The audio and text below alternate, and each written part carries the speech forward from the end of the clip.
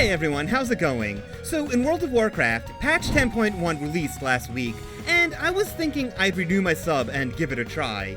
But when I clicked on my Battle.net app, this error splashed across my screen. Now in the past, this would have caused me massive amounts of anxiety and stress, and I'd be furiously typing away at my keyboard, looking through Google for every single fix that I could find. But now, after doing a few suggestions and getting nowhere, I just logged back into Final Fantasy XIV. I wasn't stressing to fix it. Final Fantasy XIV really has had a profound impact on what I want and look for out of my MMORPG.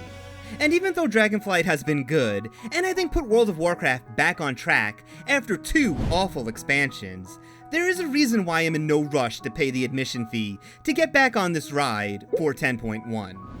And the reason for that is, I don't feel any kind of pull towards the narrative, the raids, or the dungeons, at least at this moment. So let's explore those areas, see why that's the case, and we'll start with the narrative. So I think the narrative in 10.0 was pretty good. Then again, it revolved around dragons, and the dragons have some of my favorite lore and characters in the game. I'm also looking forward to a connected story. I was never a fan of how previous expansions were essentially separate storylines with very little connective tissue between them. With that being said, the story, as of right now, hasn't gotten its hooks in me quite yet, and it's not a major reason for me to want to play in 10.1. Now, to be fair, the narrative in Final Fantasy XIV didn't immediately hook me either. It took time to develop the plot and characters. But taking that time really paid off, and when Heavensward came along, the narrative just kept digging its hooks in deeper and deeper. And now, the narrative is at a point where it is a reason I want to play every single major patch. I see no reason why World of Warcraft writers can't pull that kind of storytelling off. It's just not there for me yet. Anyways, let's continue on and take a look at raiding. So, raiding was the reason that I played World of Warcraft for as long as I did. It's what kept me playing even through the expansions that, let's say, weren't great. But lately, it's been pretty hard for me to get motivated to want to raid, mainly because of all the chores that you need to do. And the thing is, I've been raiding in World of Warcraft so long now that I won't be happy raiding unless it's cutting-edge Mythic. But it's even more than that, even in the raids themselves. Things like clearing trash and running back to the boss each and every wipe. I guess Final Fantasy XIV spoiled me there, because Savage raiding is just boss encounters, and there aren't many chores I need to do for Savage raiding, and the few that there are can be done very quickly. So, raiding in Final Fantasy XIV has been distilled into its purest form, the encounters. And yeah, Dragonflight has toned down the amount of chores since Shadowlands, but you will still need to run a ton of Mythic Plus to be Mythic Raid ready. At least 8 a week for the best chances out of the weekly vault, which might not sound too bad, but I'll get more into Mythic Plus later. I've also come to realize from Final Fantasy XIV that I vastly prefer smaller raid sizes. I think they feel better, and it's easier to get to know your fellow raiders.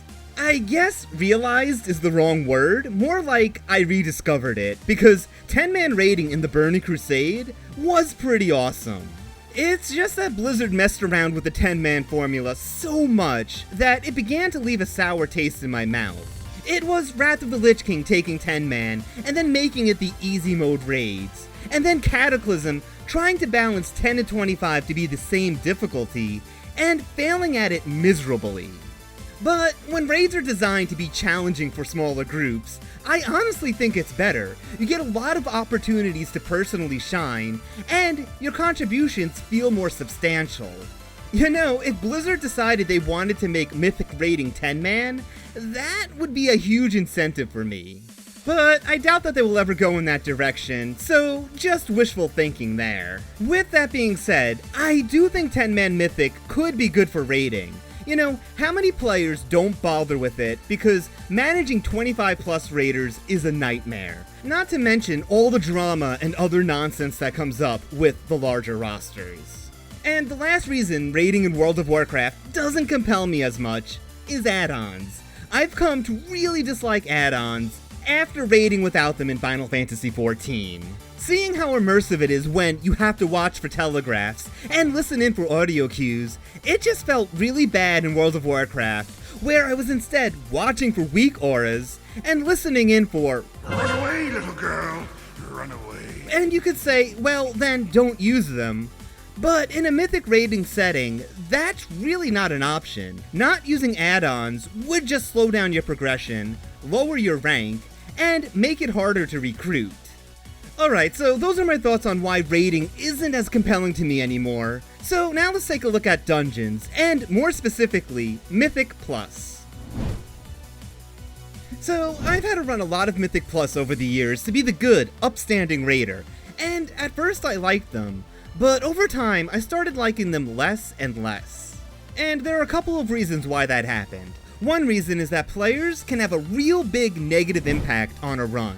Because Mythic Plus is so punishing for failure, and you can't replace a player mid-run, whenever you have to pug to fill out your party, there is always a risk they can wind up leaving, or turn out to be really rude, making other players leave. And then your time is wasted, your key is degraded, and it feels awful. Most of my Mythic Plus runs, I've had to pug at least 1 or 2 players, so I've seen that sort of thing happen a lot. Also, if you're looking to do a specific dungeon, you probably have to join a completely random group to do it, so it can be kind of hard to escape pugging. Another reason is the affixes, which I feel are all just varying degrees of annoying, when the best thing you can say about a given week is, thank God the affixes weren't terrible. What does that say? Now, some of the seasonal affixes were pretty cool in the past, like I really enjoyed Prideful and Awakened, but for the most part, yeah, they are just kind of annoying. It's also painfully obvious that some dungeons were not designed with affixes in mind, and it really sucks whenever you go against a boss where the mechanics completely contradict the affix. Another thing is, I find the trash mobs to be very annoying in 10.0 dungeons. Every single enemy has 2 to 3 abilities that need to be CC'd, and I think it's become exhausting dealing with them all. This is another side effect of add-ons. Blizzard keeps making things more and more complicated because of the add-ons, making players rely more and more on add-ons. It's a vicious cycle. So yeah, these are the reasons I don't really feel a rush or pull to come play 10.1. At some point, I'll get to it for sure. You know, to run the raid, try out the new dungeon, and explore the new zone. But, you know, with all the new games releasing in these upcoming weeks, I don't know when that will happen for me. Tears of the Kingdom has already been taking a bunch of my time lately. It delayed me from finishing this video. Then there's Final Fantasy XIV's new patch, Diablo IV, Final Fantasy XVI. That's a full plate right there. Anyways guys, that will be it for this one. Thank you so much for watching. Please like, comment, and subscribe. And until next time, bye!